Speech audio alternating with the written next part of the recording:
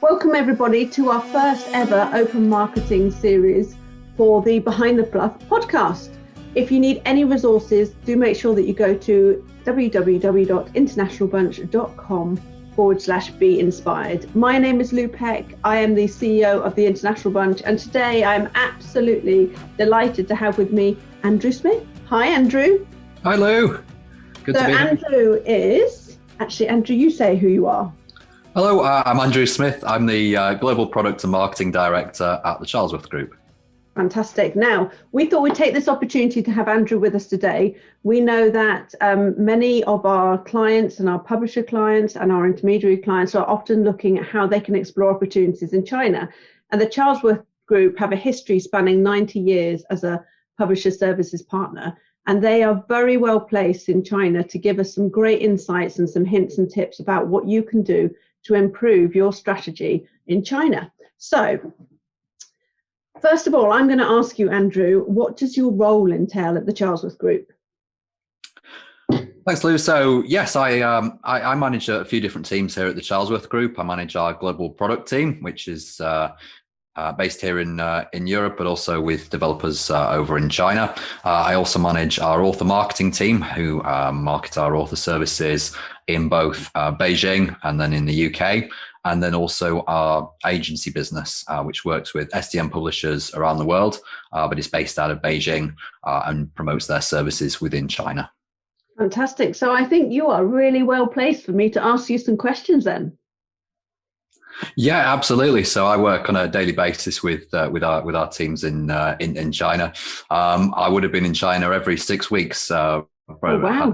Had COVID not struck. So while I've been UK based for the last couple of years now, I'm certainly working very closely with our colleagues in China.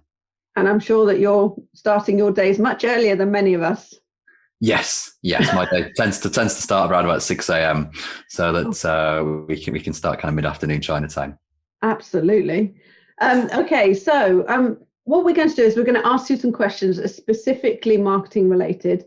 Now, the content that we produce is accessible and available for anybody who's in the publishing industry, works for an intermediary, anyone that has interest in marketing. But we do specifically do this content for marketers, but it doesn't mean it's just for marketers, because there's going to be some great insights coming out of this. I am super excited about this because I want to learn more about China myself.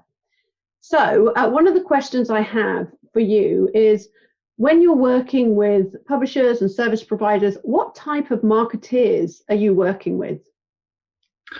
So that tends to vary. At the moment, we're working a lot with author marketing and those who are really focused in terms of authorship, stakeholder engagement, and signing new projects within China. So kind of marketing through to the editorial side of things within a publisher. Yeah. We also have a large rights representation business, so we work with a lot of publishers for sales.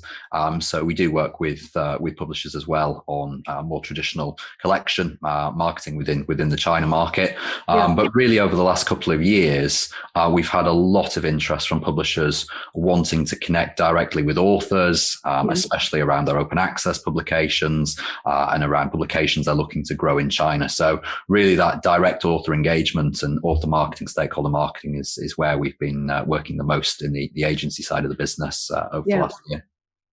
Oh, fantastic. I mean, open access, we're not going to talk about that now, we'll allude to that later, but open access adoption in China is really interesting and how it's increasing as well. So I can definitely see how that's been an increased trend. And I know myself from working with clients, but also from being client side, how integral the Chinese market or the market in China has been for publishers and intermediaries throughout the years. It's an incredibly huge market and often represents a vast amount of the percentage of subscriptions and published papers that publishers have, for example. So how are those marketeers that you're working with, how are they using your services and what for? So there's a number. I think it really depends on where you are with your goals in China and also your approach to that market. So, we work with publishers that have got a full office in China and have had a presence there for a number of years, through to those who don't have any presence at all, and we're the sole marketing presence within the market. So it really differs. We can work as a partner for an organization providing specific services and complementing the team on the ground, or we can do the whole area of service. So in terms of our services, what we're really looking at the moment is that direct author marketing. Yeah. As I think the key thing within the China market is you can't simply replicate what you're doing elsewhere. So if you want to take your US strategy and just translate the content, it's not necessarily going to work in China. So where we really come in is to look at what are the aims of our customers in terms of the groups that they want to reach, and then working with them, putting together a strategy and a content plan that uses some of their existing content, but also make sure it's been localized and we're bringing through bespoke content that really aligns with their goals and the need and the wants of their particular customer base. Yeah. I mean, that very much goes with the trend of how marketing has progressed over the years. And now in marketing, it's very much about niche marketing, tailored marketing specific to certain segments, and ensuring that you're having the right message that's delivered to the right people so that you can engage with those people and engage with the people that ultimately are interested in what you want. And it's definitely gone are the days of mass marketing. We just don't do that anymore. So what are the key changes that you're seeing in marketing in China in the last few years? So I think the big shift that's happening is, first of all, in STM publishing, with the research policy changes announced last February, that's starting to come through slowly. So, for instance, targets around number of publication has been dropped.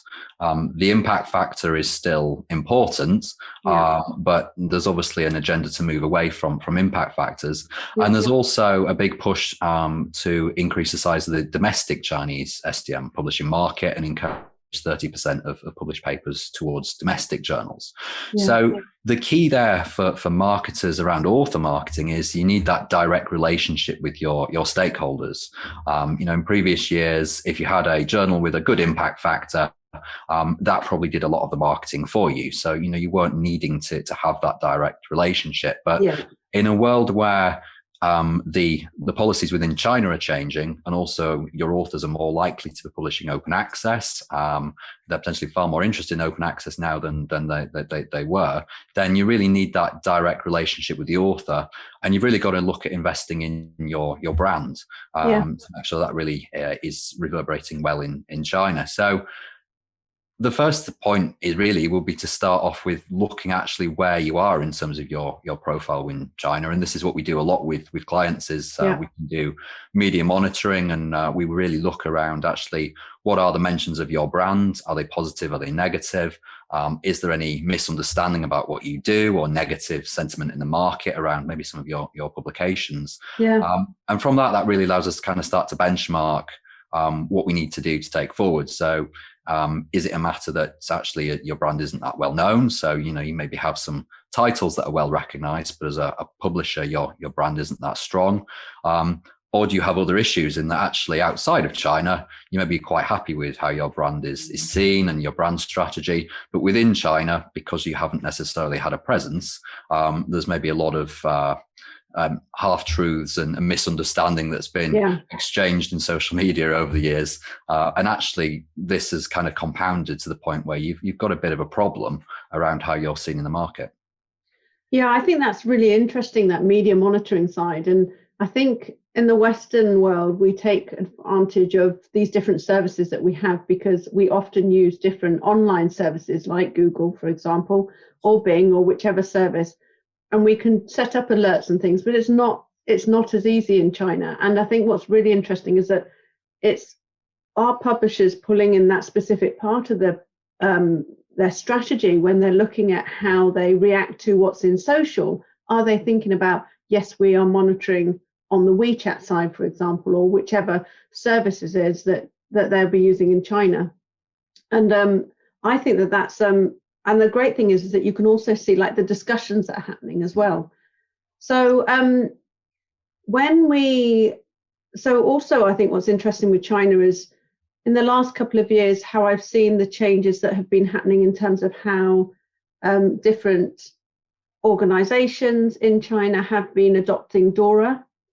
and that real move away from impact factor. And like you said, it's still very much there, but there is a sense that they want to move away from it. And also, I think what's interesting is what you mentioned in terms of how they want to ensure that there's the publications of their own domestic journals and the content that's going in there. So effectively, those publishers outside of China are also in competition with what is being supported heavily by the Chinese government.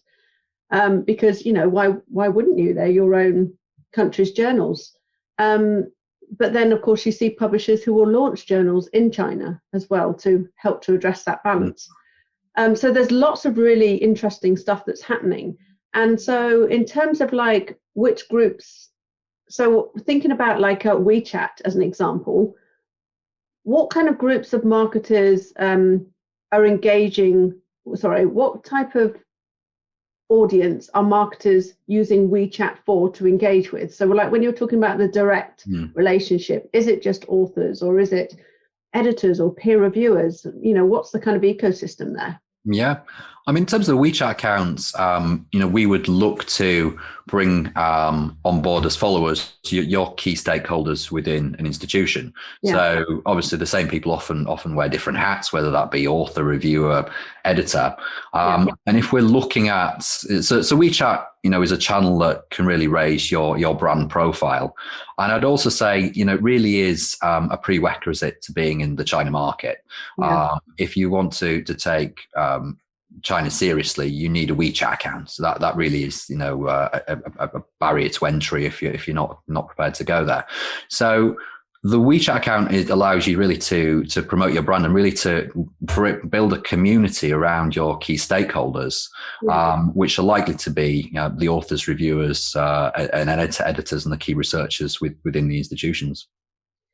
Now, I think WeChat's an interesting one, like you said, and it'd be good for you to expand on for those who don't have such a good sense of WeChat in terms of how integral it is in people's everyday lives. I mean, it's astounding.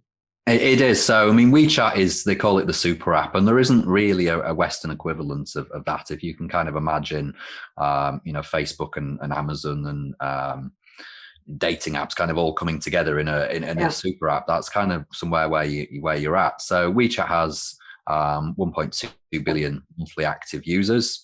The penetration rate within China is over 78% of the country. So you're getting, really the majority of the Chinese population. Now, the key metric that I look at is also engagement. So it's not just that everyone is on WeChat but never looks at it. The last time we looked at the survey data, the average person uses WeChat for up to 82 minutes per day. Wow. So people are using the app, but they're using it in their everyday life. So, you can use it for e-commerce, you can use it to ride the metro, to pay your bills.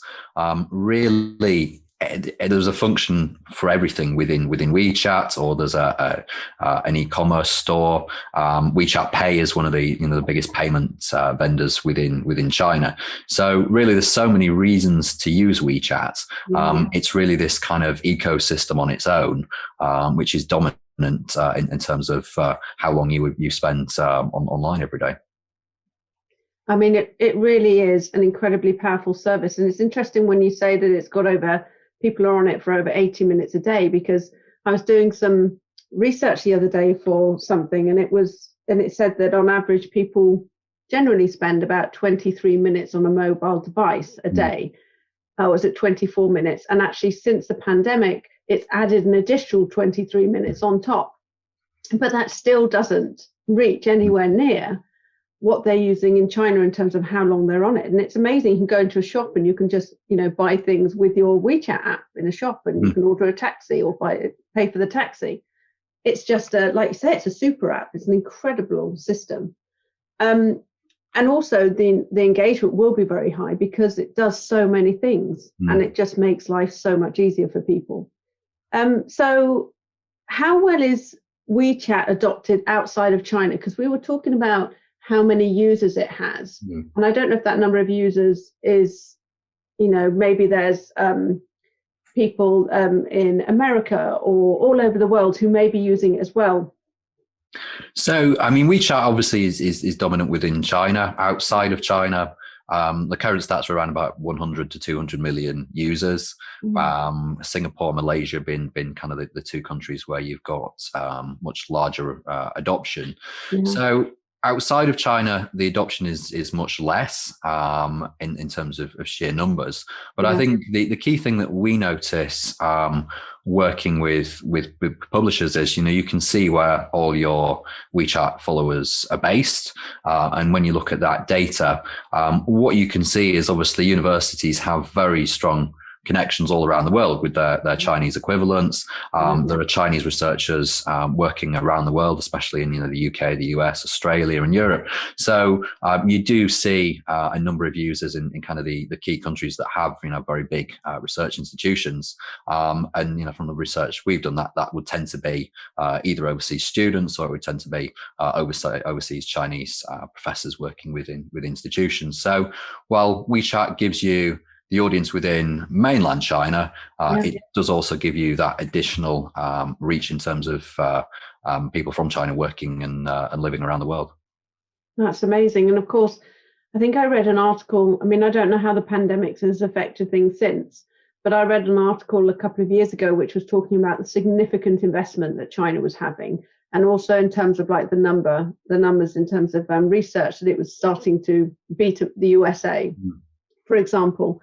And there was also because of the significant investment that was happening in research, it was becoming more attractive for people to go back to China that originally came from China, because there were more opportunities, but also for Westerners were thinking, well, this is a great place, this is so much opportunities.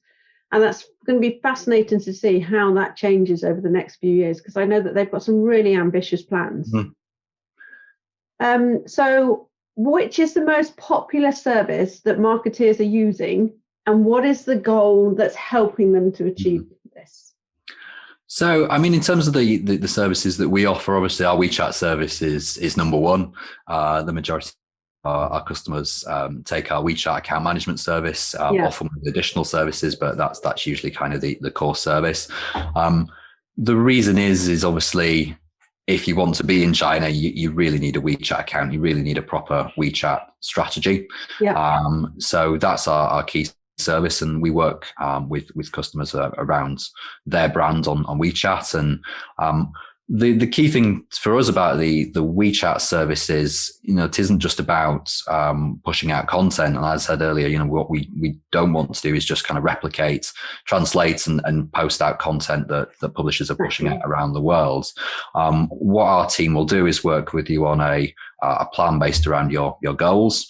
From that, we'll create a content plan working with the publisher using their existing content and maybe some new pieces. But we'll also work with some of their stakeholders. So what we tend to have is a partnership whereby we will work with some key editors, editorial board members, authors who've maybe got some papers that are coming through, which we really want to promote. So we manage a kind of a group of key opinion leaders on behalf of the publisher, which are the publisher's key stakeholders within China. Through that, we can work with them on content co-creation, but also on making sure the account has impact through sharing of content, and really make sure we can utilize the networks of those key opinion leaders who already work with the publisher. So that's one of the key things we do, is to work with those KOLs within China on behalf of the publisher to really increase reach and increase the number of followers on that account. As influencer marketing may be huge, in the UK and the US, in China it's even bigger. And certainly within the academic sphere, there are a lot of key opinion leader academics who we can work with to really help a publisher. Wow, that's fascinating about the influencer marketing side. I don't think I'd really thought about that, but absolutely, it makes total sense.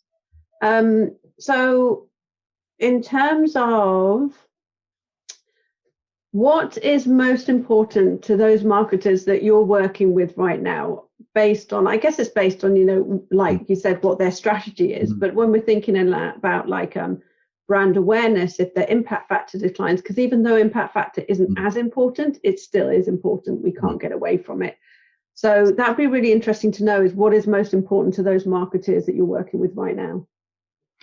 So it tends to differ from client to client. So some clients, we're very much focused on author acquisition and submission through to acceptance. Yeah. Another publisher, we're really looking at the experience of the authors. So they have a very high share of Chinese authors, well known in China, but we're constantly looking at ways to improve the author experience through integrations, using our gateway service into WeChat, through really creating a branded Chinese local language experience in WeChat, but also through their website, with every step of the journey. So that's another key area that we work with, as well as author acquisition. And then really in terms of brand, so we do a lot of brand work, but then through the media monitoring, we can then also look at the impact of that over time, and also alert the publisher to anything that is problematic that has come up. Yeah, absolutely. I mean, that's incredibly important that they're able to have a reactive strategy, because social media, or anything social or online, is so instantaneous that you can't ignore it. It must be fascinating when someone takes up a service like that for the first time and they haven't been monitoring what's been happening in China, and they start to look to see and get a real sense of saying, right, this is how we need to deal with this situation. This is how we might need to reposition ourselves. And I think the when you can, for example, with like WeChat, when you can integrate it into a workflow where part of the submission process or part of the publication process is that an author can get an alert through WeChat on various stages of the workflow, and that helps them to be more time efficient in terms of quicker on their turnaround of doing things, with a service, with an app that they're already using so much all the time. Not like me with my black hole of email. So what are interesting campaigns? Obviously, we're not going to ask you to name anyone, but what are sort of the interesting campaigns that you've seen that your clients are using, and if they have any specific objectives that they're trying to achieve? Yeah, so I mean, in terms of interesting campaigns, there's a couple of examples that we've run recently. So one is working with a client who we also represent for sales. So we created a usage campaign through WeChat. So it was part offline in terms of working with the libraries and encouraging them to be part of the quiz campaign that we did. And then the online part was through WeChat, which is a usage quiz with different activities via WeChat, but obviously linked back to content. So the end goal is increasing usage within the organization. But we did that partly through offline, through our own team who are out in the market, and through the librarians we work with, and then online through WeChat. So we gained WeChat followers, and we then also supported the publisher in terms of usage, which obviously supports sales. So that was a fun one to do, because it was part of offline and online, which we haven't been able to do as much recently, but we are able to get out and about now in China, and the team is out meeting libraries. The other campaign, which I mean, one of the big growth areas in China is really short video and live streaming. And yes, that's big in the UK, but when you look at the numbers in China, and actually the growth of short video in the last year, it's huge. And what you're seeing is, WeChat's really looking to adapt to that, because TikTok exists in China. It's a Chinese product. So Douyin is the Chinese version of the app. WeChat is adjusting itself through offering ways of accessing short video and live streaming. And we've worked with a publisher using a video mini app. So where authors submit video abstracts, and then we have a competition around that where followers can vote on those videos, and we've had tremendous engagement in terms of that exercise. I mean, the views we had were huge to some of the videos. I bet that would work really well if you were to have a regional event with poster abstracts as well. Love it. So how are marketers measuring the performance of these campaigns? Because as marketers, obviously, being able to demonstrate return on investment, being able to measure, knowing what you're doing is effective and is doing what you want it to do incredibly important. So how are they doing this, and how are you helping them? Yeah, so I think that there's a few areas when it comes to this. So, I mean, I think the first is, the risk of not being in China. So what I would say is, if you're a brand who are entering China and you've never had a marketing presence, it's going to take a while to really build up followers or to really cut through and have an impact. But the other side of that is actually the longer term risk is if your brand isn't present and if you aren't building your brand now, then the changes that we've talked around about open access, around the funding and the research policies are going to start to hurt in 2-3 years' time. So it is important to really look at the market now, but also bear in mind that because it is so huge, it actually takes a while to cut through. But when we look at metrics, there are a few things that we can do. So for publishers that work with us very much focused on author acquisition, if we're running direct campaigns through Beidou, for instance, which we are for some clients around journals, very much targeted on author acquisition. We can, of course, kind of do the similar traditional marketing funnels of, right through to submission of papers through the activity that we're running. With WeChat, we provide an English language dashboard. So WeChat itself, you're free to kind of go into the back end, but it's all in Chinese. So we've created our own English language dashboard for publishers, so they can look at all the metrics there. So what we can do is, again, it would really start with your baseline for this. So on the one hand, there's the metrics of the campaigns themselves. So the number of followers you're getting, the number of views you're getting through to your posts, and the click-throughs. You get a call to action at the bottom of every post, so you can track those as well. So you've got your metrics on the one hand, but then again, I would also look at what was the baseline for you in terms of media monitoring, and in terms of the mentions of your brand, in terms of the positives versus negative mentions of your brand. And we can also start to build up a picture that way in the longer term about how this activity is really increasing mentions, increasing that positive brand awareness for you, and how we address any negative sentiment in the market. I don't have a WeChat account, and so it's hard for me to visualize this, but what we'll do is I think I do remember that you did a presentation recently. I think it was when you went for the Alps Award, and you and I feel like I saw WeChat stuff on there. Am I right? Yes. I mean, we can screen share and do a demo of WeChat. So I can include the link as well to any footage in the description. So if anyone wants to go and have a look. Yeah. So what I was wondering, my thought process there was, I was wondering, so in terms of like the other like online or social channels that I'm used to, do you have the same kind of activity or behavior where people, if they see a post, they like it, they share it? Yeah. You do, yes. So for WeChat, the key metrics there are, number of followers that you get, and we can also, we track the unfollows and then the new follows you get, so you can see what's working. You can then look at the views to your posts, and you can isolate that data however you want. So you can look at which posts have performed well. So we will provide a report to our clients to show them what content's worked well, what maybe hasn't created engagement, what the total number of views was. And if we integrate anything into WeChat, we can also then look at how those services are used as well. So if you've integrated your editorial systems, we can track through in terms of number of users and how many messages have been going back and forth. So you can start to look at that. And you can also track your QR code as well. So if you have campaigns outside of WeChat which are promoting your QR code,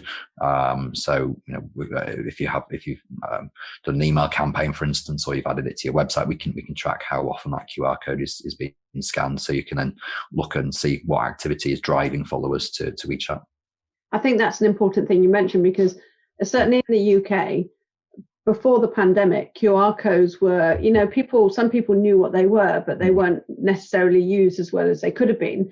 Now in the UK, after having things like in the pandemic, like the NHS app and scanning when you go places, and we're all a bit more used to them now, but they're actually heavily adopted in China, aren't they? They've always been, they've always been a great metric. So actually, also in terms of when a marketer is thinking about print collateral, QR codes are great because they're going to be allowed to easily measure the effectiveness of that print capital, where in the UK, for example, or Europe, it hasn't always been that easy to do because, not everyone was scanning the QR code, unfortunately.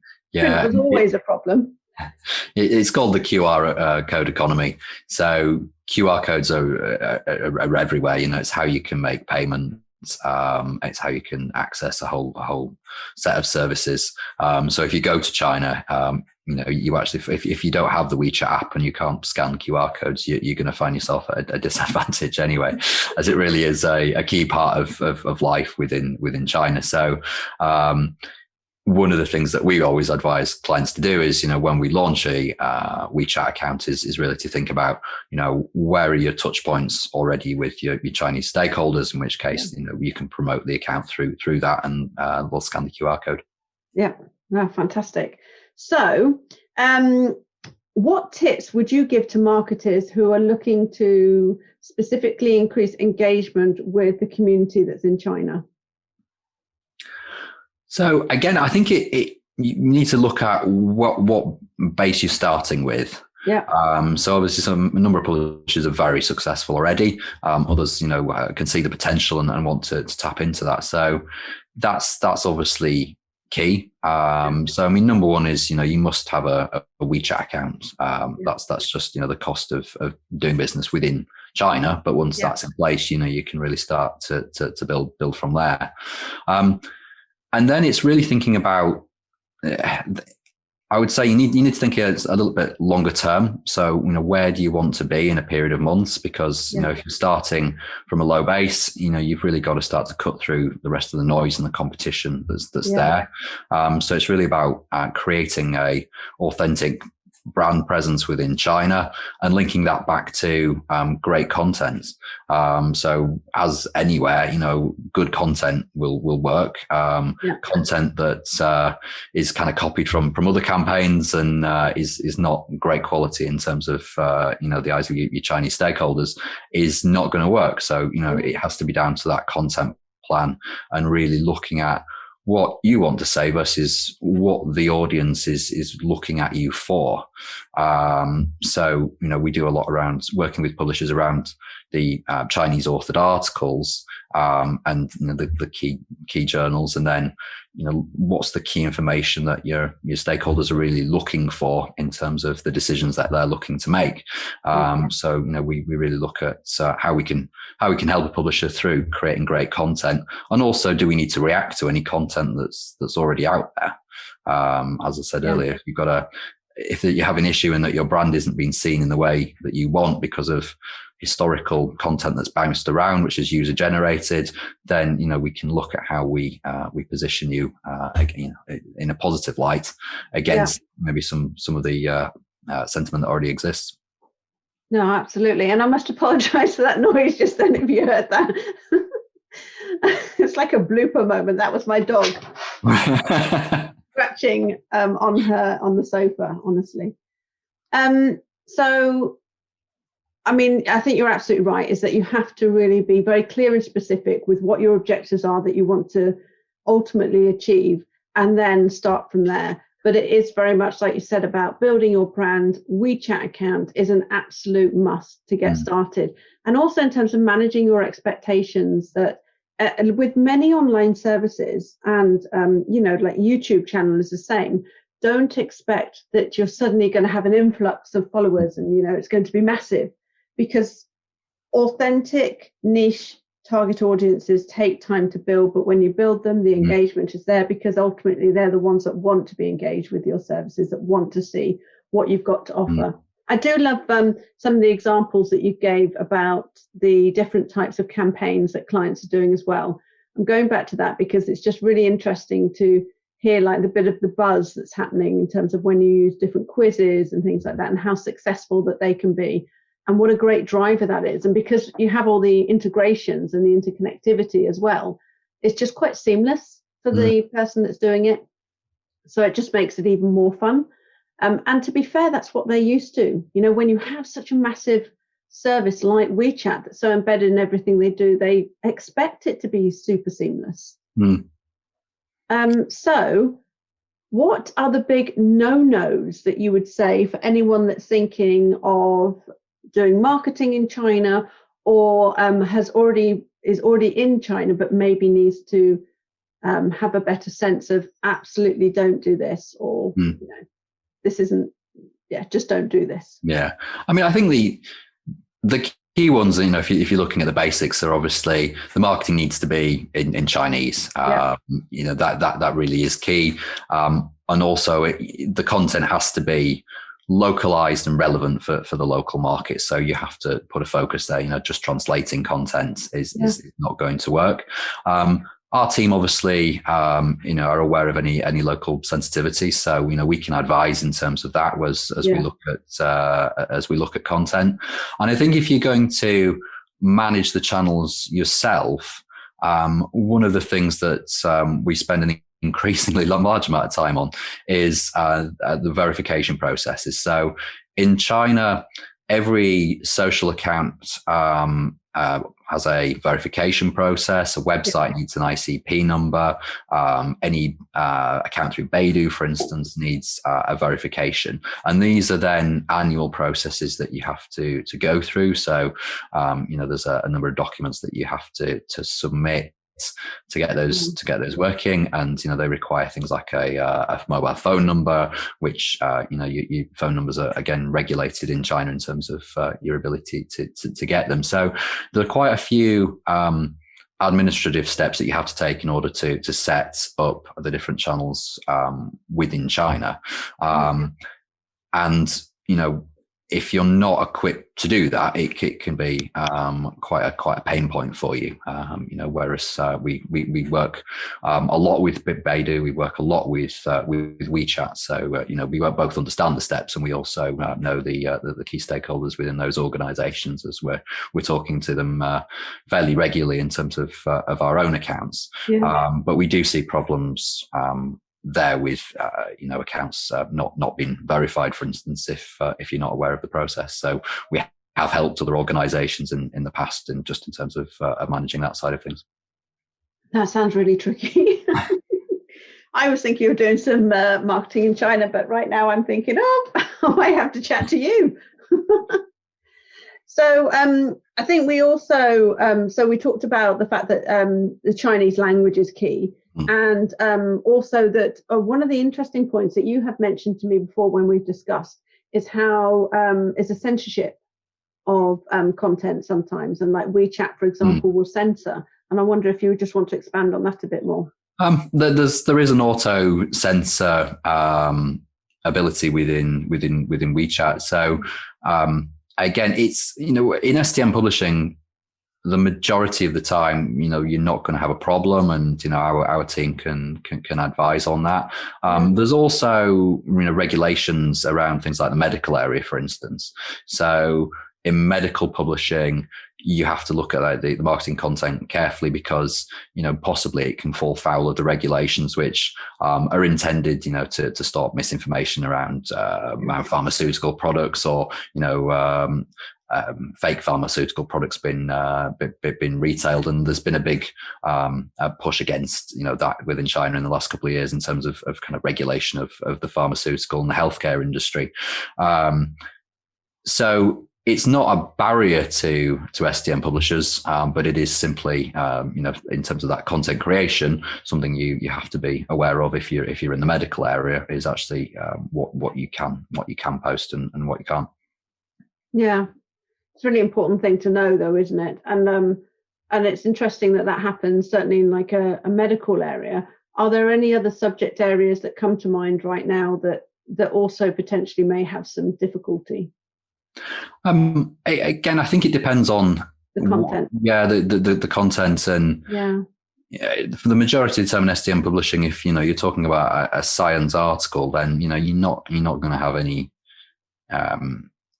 problems. Obviously, there is a level of censorship within China, but working in the science area, it's not really a problem that you'll come across a lot. That's really good. But it's also very good that people are specifically aware of what might happen. And also, I think it's interesting that when we talk about, because we're dealing with very different cultures here from what I'm used to and what I grew up with, for example. And so it's really important, I think, that people are culturally aware. And from my perspective, I think I'd probably always recommend a client to go and seek specialist support and specialist advice, because if you make a mistake, if somebody makes a mistake, it could be detrimentally bad for your brand. And we know that there are stats when we say, 5 to 25 times more expensive to acquire a new customer than it is an old one, or sorry, not an old one, but a current customer. And so retention is so key. And that media monitoring is really important, because if something's happening and you don't realize about it, for me, it's like using a service like Reddit. I find that fascinating when I go and stick a publisher's journal in there and it comes up with all these discussions, and I'm like, ooh.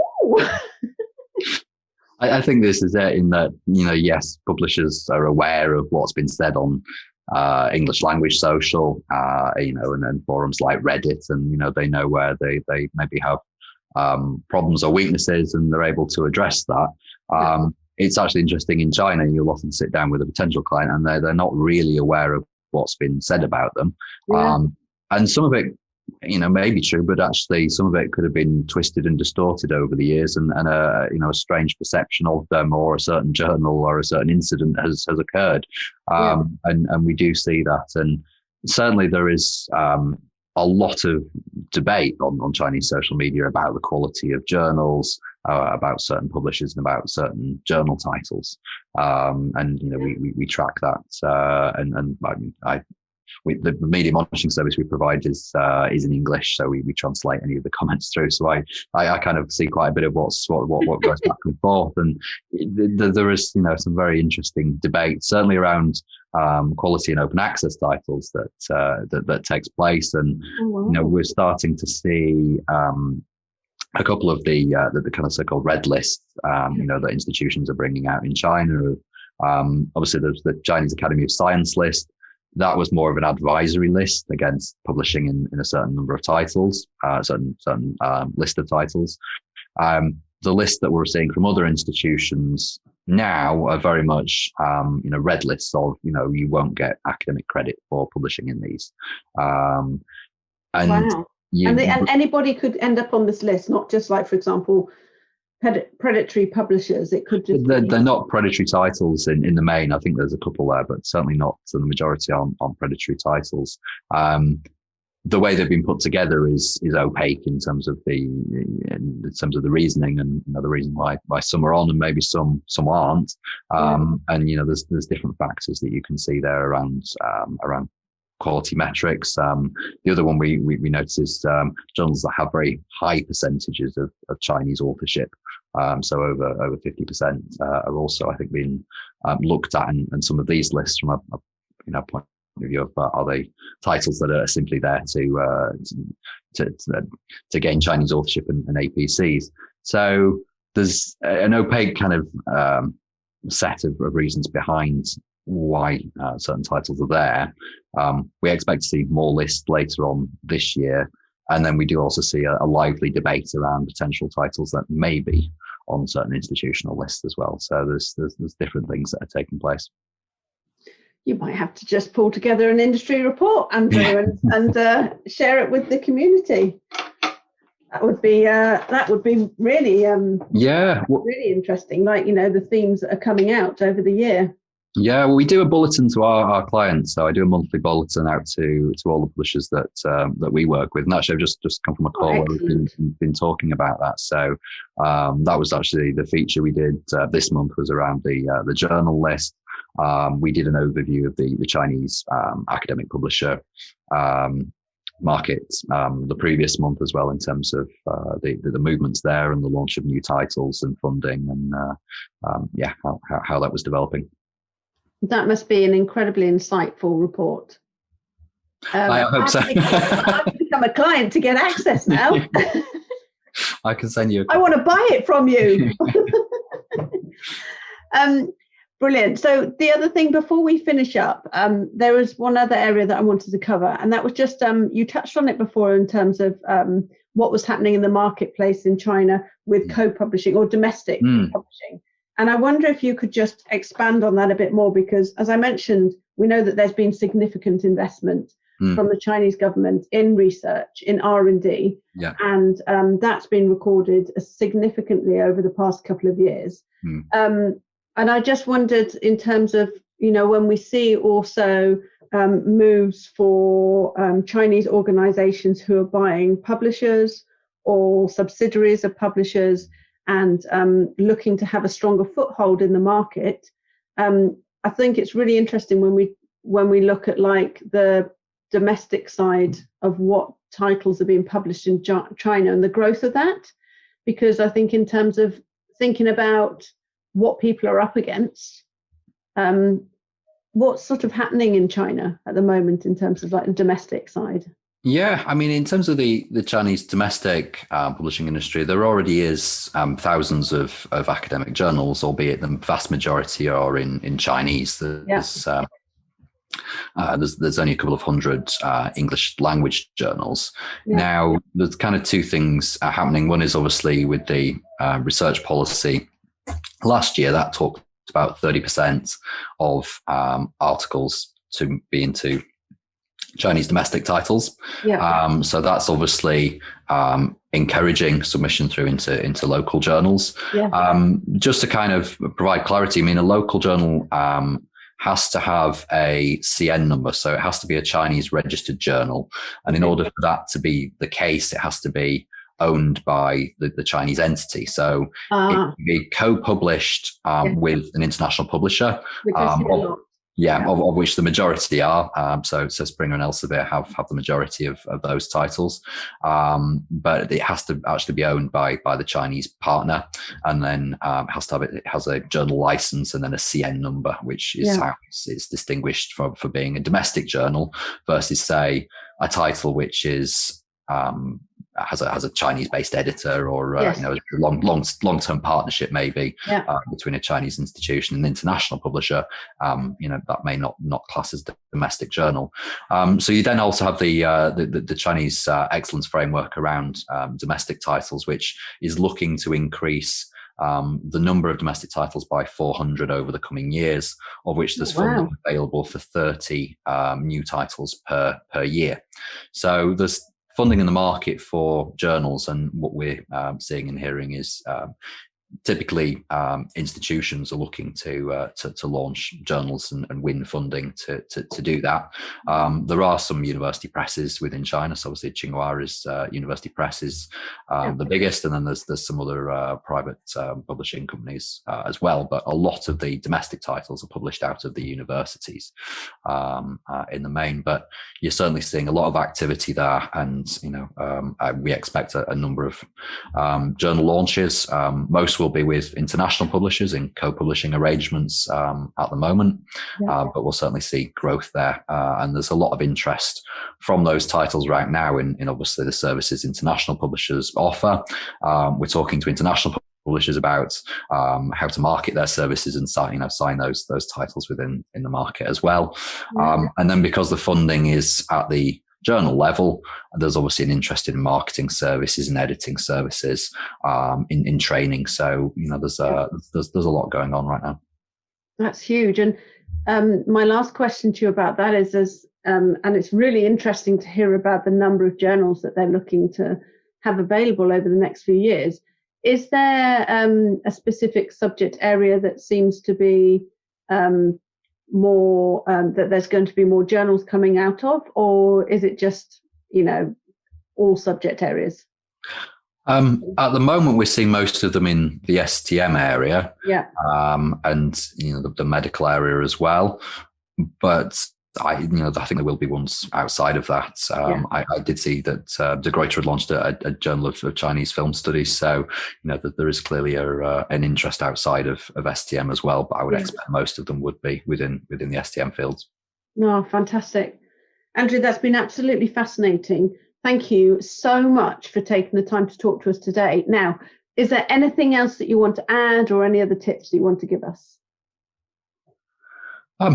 Obviously, if we're always here if you want to talk to us. So yes, just drop me a note if there's anything anyone wants to talk about. We do a lot of one-on-one consulting. So obviously we provide services, but as I mentioned earlier, we can work with publishers that have got a local team that have a specific need where we're working as a partner. Or we can, work on the basis of a one-time consulting project or a longer-term consultancy arrangement. So, always kind of happy to look at new projects. We're always excited to get our teeth into something new.